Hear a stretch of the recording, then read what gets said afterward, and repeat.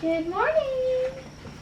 Hi, Marty. Let me move so I can get my foot on the step, honey. Thank you.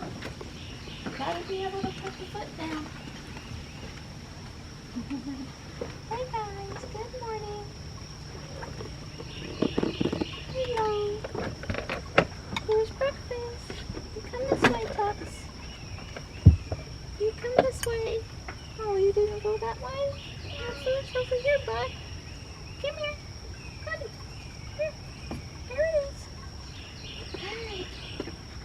Come on, everybody. Let's go. Right. Morris. Come on, Morris. Let's go. Come on, guys. Let's go. Right there, Morris. Hi, Marty. That's it.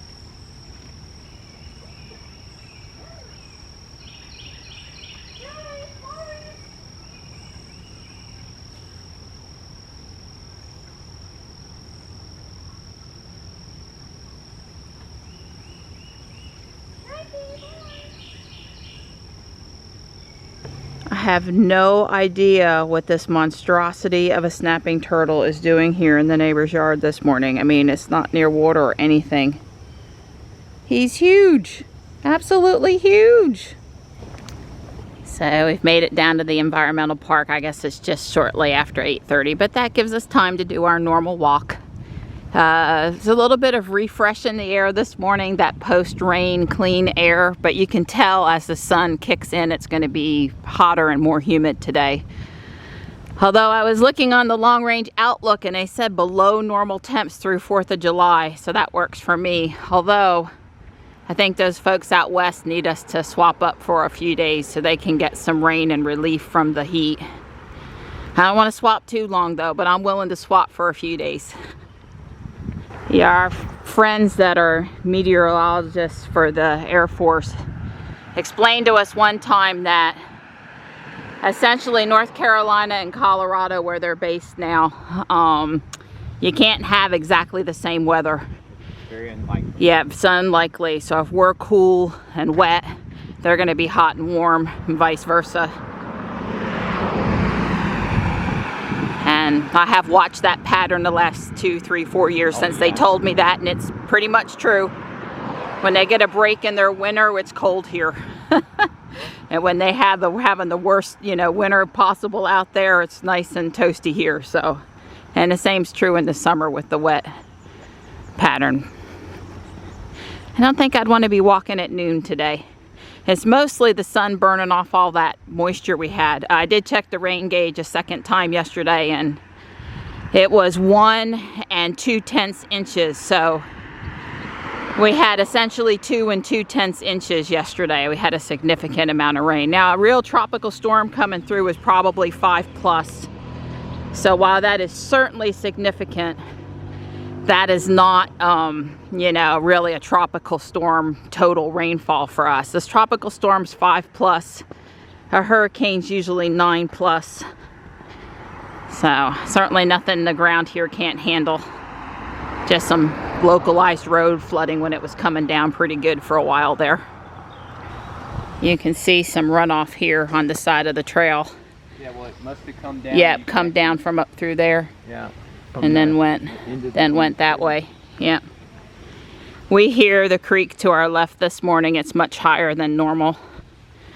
I didn't pay attention to our creek from the treehouse this morning, but I'm sure it's moving more than it was before the rains, at least. But you can hear it. It's pretty.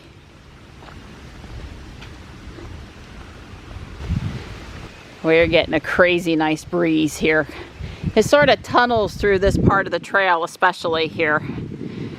Don put our shoes in front of a fan in the garage yesterday, and they were 90% dry this morning. My socks aren't getting wet or anything, so they were never dripping wet when we got back to the house, but they certainly needed to dry out. And setting them in front of a little portable fan did wonders. So they have this door open here this morning, and it looks like a lot of fertilizer and stuff stored in there to keep the ball field looking good. It's the stripy material. Okay, the salt, the lime, whatever that is. Yeah. It's mow the grass time. Good morning.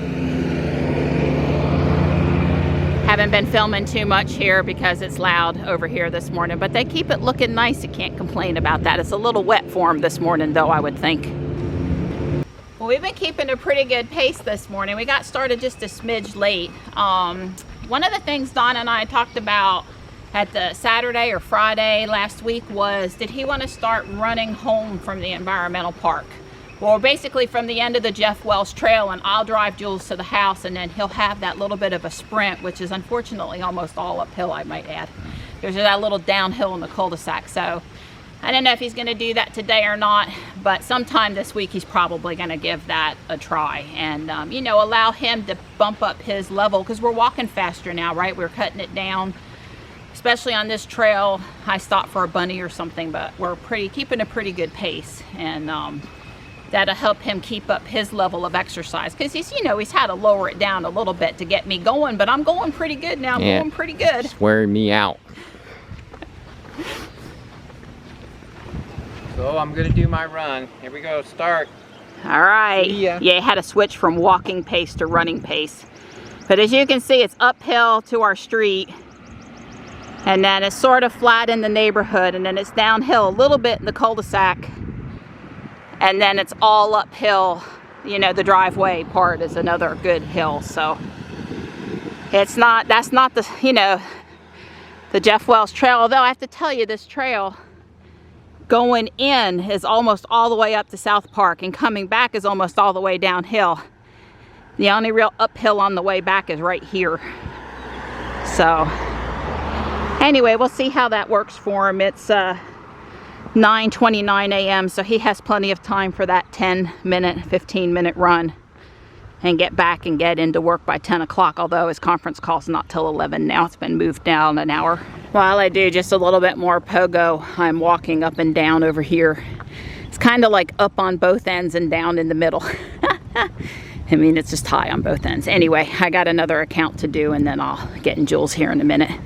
This will get me a little closer to my daily step goal, plus the hills on both ends help keep the heart rate elevated in the exercise zone. I'm a little over 7,400 steps, a little bit over 2.8 miles. It's hard for me to read it and tell you while I'm filming and don't have Don to hold the camera. Don pinged me, "Did you get in the car okay?" I guess he's a little worried I wasn't at the house. But, you know, it said the other day, if you want to play pogo on the way home or something, that's cool. But that was good. He checked before he got in the shower, right?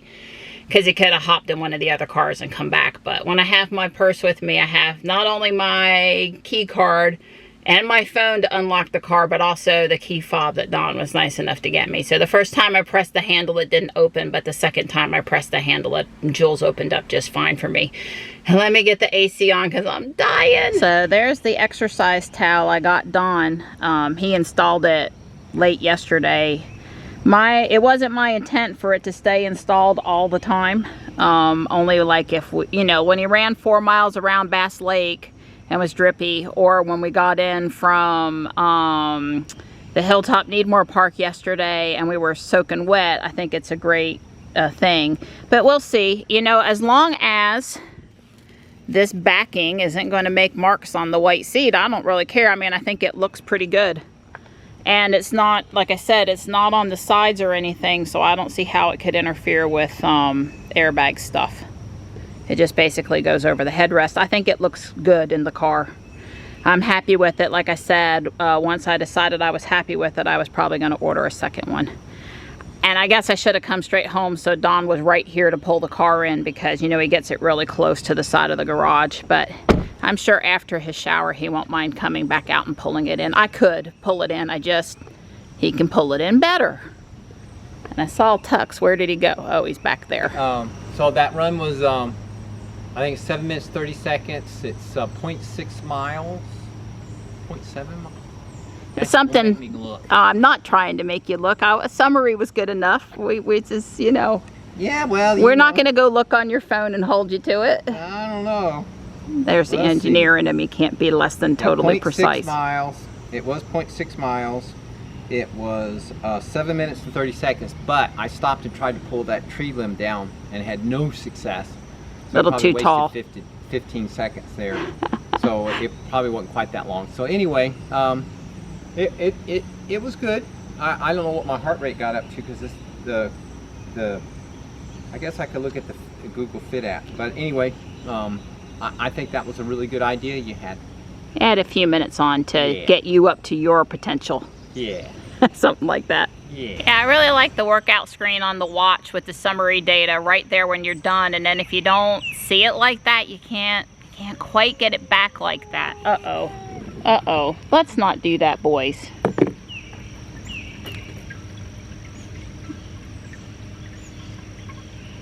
Yeah, I often do that. Throw something soft that can't hurt them in between them or toward one of them.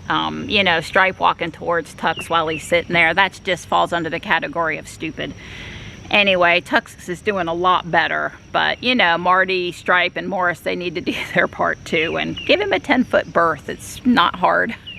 Anyway, all I was trying to say is I stopped my workout. Don wasn't there when I did it. I didn't film it. I don't have that display, but I did find in the health app.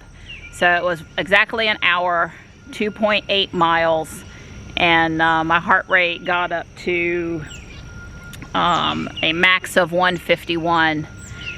And let's see, is there anything else here? I burned 288 calories, something like that. And I think if I go back on the prior screen, I can see that, you know, one of these screens shows that I'm up slightly something over 7,000 steps, 7,500 steps or something. And usually when I end our workout for the day over 7,000, I have no problem cooking, taking care of cats, walking to the garage refrigerator, you know, getting in something over 10,000 at that point. So if I do my Lego stuff and I'm standing up sorting or whatever, I'll be leaving out at 12:30 to go get my thyroid. Stay here, Tux. I don't see Stripe went far enough away that I guess it is okay for you to move now. Poor guy. You're doing a good job. You're doing better. You are. You're doing better. And all you did was tell him, hey, don't keep coming. But I couldn't take the chance that they were going to have a little skirmish. I don't want anybody hurt. No antibiotics, no vet bills. It just tears me up when one hurts the other. Anyway, I'm leaving at 12:30 for a thyroid ultrasound up at Duke Regional. It's farther than I have to go, but I'm just so familiar with that hospital that I'm less stressed if I go there, and I know all the procedures about check-in and stuff. Don's not at this time planning to go with me. It's a little early in the day, and he missed time from work on Friday, etc. I'm good with that. A thyroid ultrasound's not scary. I really don't think there's anything wrong with my thyroid, but I'm totally good this year. Checking it off the list, we've looked at it, it's not the problem. So anyway, I have a little drive coming up this afternoon. I'm sure Johnny is good with having a down day, considering he was gone all last week. I don't think he'll mind sitting for a little bit today. So I guess I'm gonna say that I'm pretty negative on supplements. I am. Because I got my vitamin D level too high, taking liquid vitamin D drops. Not necessarily an excessive amount or anything, but they just were really effective for me. The emulsified liquid is better than a pill. Plus, you know, I'm outside and active and eating eggs and other things that have natural vitamin D, and in the sun some. And then I found out, so I stopped all vitamin D supplementation. I don't know what it is right now with me out in the sunshine. I don't think your body's gonna make it too high though. I think only supplements are really gonna do that. And then I found out my B6 was too high, and that's because, you know, people with nerve issues, they start supplementing B12, but then some of the verbiage says supplement a B complex, and I was doing that, and I wasn't taking it more than what the bottle said, but apparently I got mine at least a little high. And that can cause some other issues, like the issues you're trying to stop, it can cause them. And then last night, I was taking I took a niacin supplement, and it was recommended to me.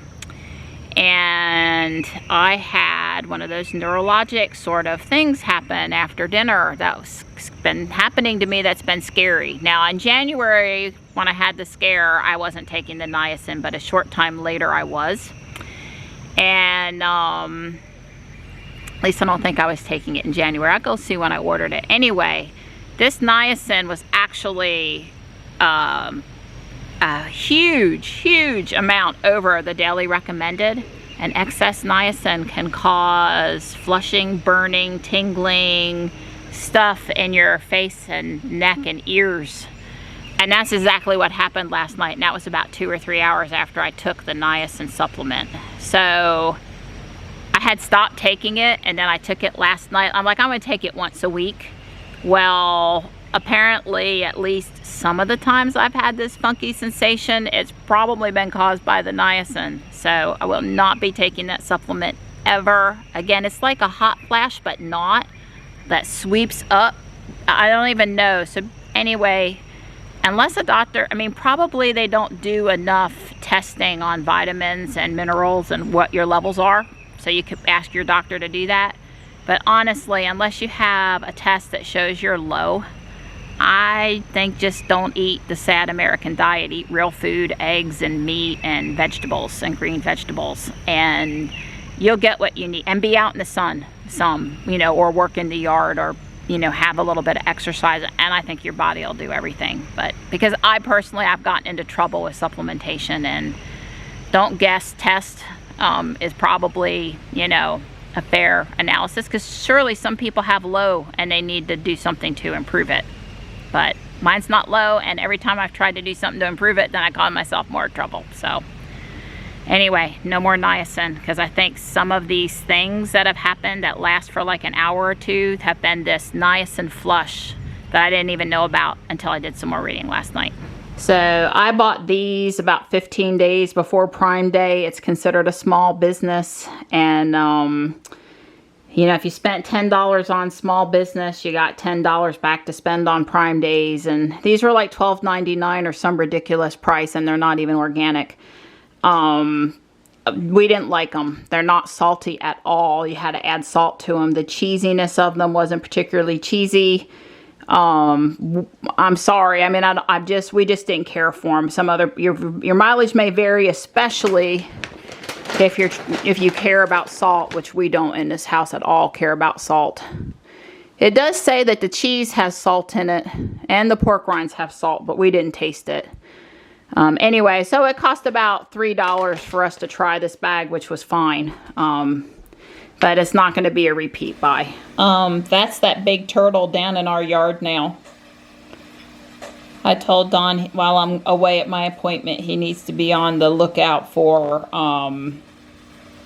noises from the cats. And I respect, leave him alone, don't hurt yourself, let him go off wherever he wants to go. But on the other hand, if there's any sort of commotion, I expect him to spring into action to try to shoo the cats off and maybe scoot the turtle into a trash can or something and remove him. A large trash can with a shovel like 10 feet away from the turtle. Those snappers are mean. My appointment is at 2. They wanted me there at 1:30. Navigation says 1:46. The latest that's going to be for me is 1:50. I should be fine. I've done all the check-in. It's not like I don't know where I'm going or where I'm parking, or didn't fill out the online, you know, appointment paperwork in advance. So while I'm leaving a clear 20 minutes later than I had planned, I am not currently late. So I need to take a deep breath, because let me tell you, right now I am in crisis mode, and it's hard to sit down and take a deep breath. Alright, so 1 minute I was taking a video of the big snapping turtle that's now way too close to my house, making me worried and unhappy, and I was talking to Don about it, and the next minute Tux came around from the bedroom side of the house, seemingly from the front of the house, and he was wet and looked like he'd been in a fight.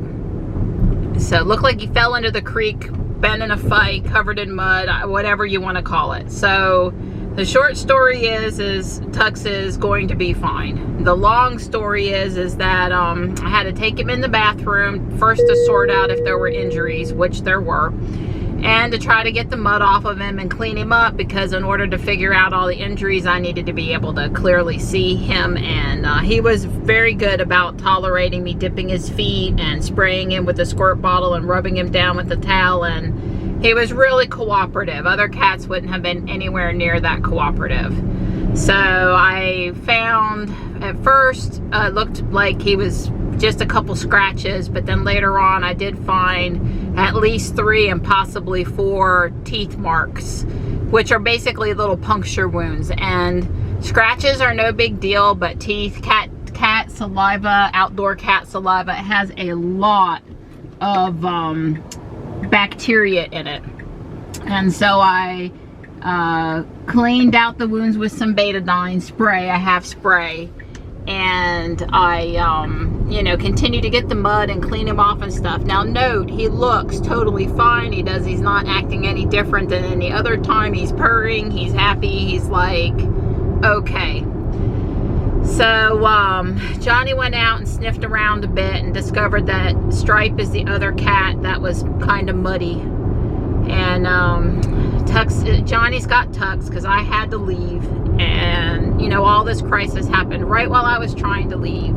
But, and I put a first round of antibiotics that the vet so kindly let me buy a spare box of the last time we put Tux back together.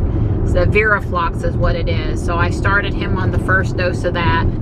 He'll need that once a day, I believe, for 7 days. I know from previous experience that with 4 teeth puncture wounds, there's virtually no way that at least one of them won't form an abscess and get infected. So rather than let Tux form a fever and nastiness start squirting out of them, and I decided this was serious enough to just cut it off at the pass and give him the antibiotics. So I feel sure he'll make a full recovery, and obviously if he should start to not look right, considering he's already on antibiotics, I will take him up to the vet. But I, you know, been a cat mama, dog mama, and a real mom long enough, a human baby mom long enough to be able to handle a little bit of a first aid need. So been around the block on that a few times. And oh, by the way, I don't see any wounds on Stripe. He came up, he was eating, he's not as muddy. I brushed him down with the outside brush, and thankfully, you know, maybe I'll sit with him a little longer when I come back, but I clearly didn't. So I think he got the better end of Tux on that one. The most athletic cat we have right now is Stripe. As far as climbing ability, jumping ability, speed, he's lean and he's big. So Tux needs to not tangle with him. That is, you know, Tux could probably put a hurting on some of the other guys, but not so much probably Stripe. So anyway, thanks for listening. That was traumatizing. I'll keep you apprised, but I feel sure that while scary and disruptive and traumatizing to poor me and Johnny, I think the cats are fine. I think thing is going on over here on 55, and traffic is really backed up, and I can see in the traffic data that it's backed up, and I'm going the way it told me to go, which I'm still the shortest way, but it's eating up the extra time I had. Well, there's nothing I can do about it. I still believe I'll be there before 2, and I think a lot of the outpatient services stuff is done in the morning, so the fact that this is in the afternoon implies to me that parking lot won't be super busy. You know, all of the outpatient stuff you can't eat for, you know, you gotta, they usually do that in the morning, so hopefully parking won't be an issue. And it is what it is. Not gonna be unsafe about it. Well, I'm in the correct lane to get past this at least, and I do see a cop and a vehicle, maybe a stranded vehicle. I hope nobody's hurt, so a stranded vehicle sounds like better than an accident if you ask me. It appears to be a 1-car issue. Wow, you know, it's too bad she couldn't get over to the right here in the little circular area. The tire go down? Where's the other car? Because there's fluids or something. Maybe it's a radiator issue. Yeah, oh, rear end. The hood is all tore up.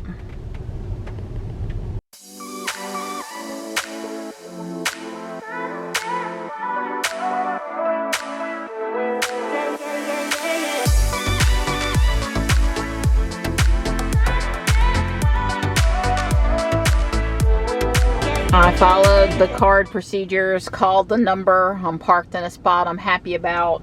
I'm waiting for the ultrasound department to call me and tell me to come in, and it's 1:55 p.m. So I did technically make it on time. And cancel that now. It thinks I should go to the front entrance, and I'm on the side entrance, which is where I'm supposed to be. Like I said, thank God I've been here a time or two before, so I know exactly where I'm going and where I want to park if I can, and all those good details. So, phew. 2 minutes later, I'm headed inside. It's just going on 2:30 and I'm back in Ruby and done with the test. Of course, I don't know anything. That'll show up in the Duke My chart after the radiologist looks at the images. Nice tech.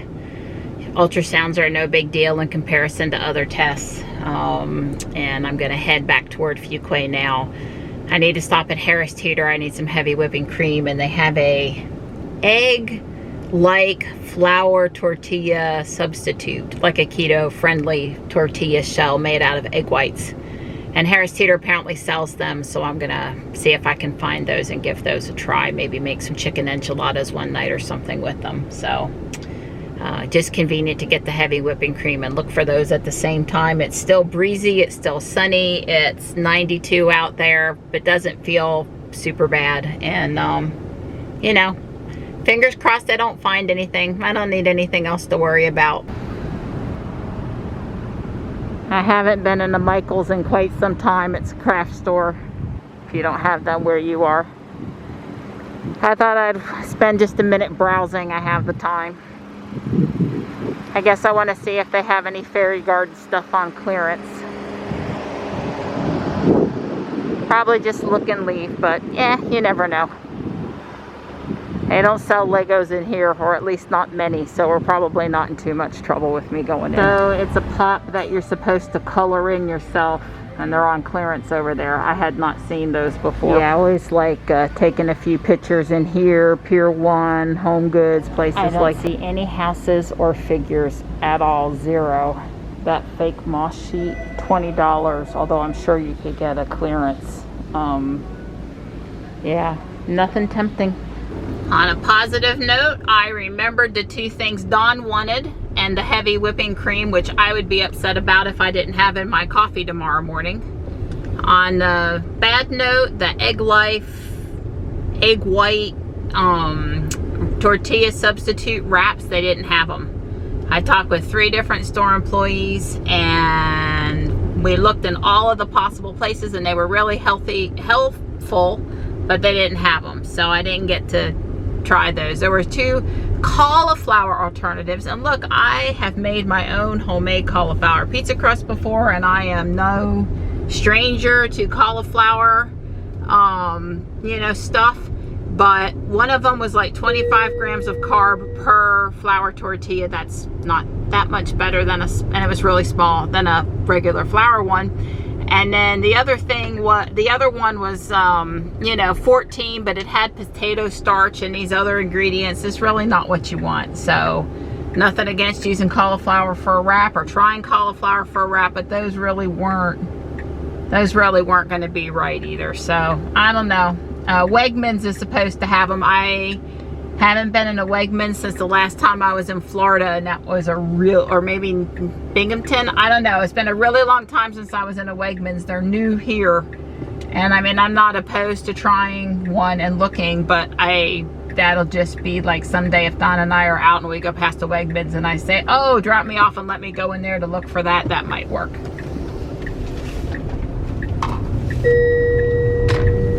Well, there's Gray and Slate. Slate lifted her head over there on that little strip of wood. I was just telling Don we need to make a modification over there so there's a little bit more laying room, because they all really like to go out on, well, we'll call that the widow's walk, the catwalk over there. And Panther's asleep over here in his chair. Tux is doing okay. Johnny had him in for a long time.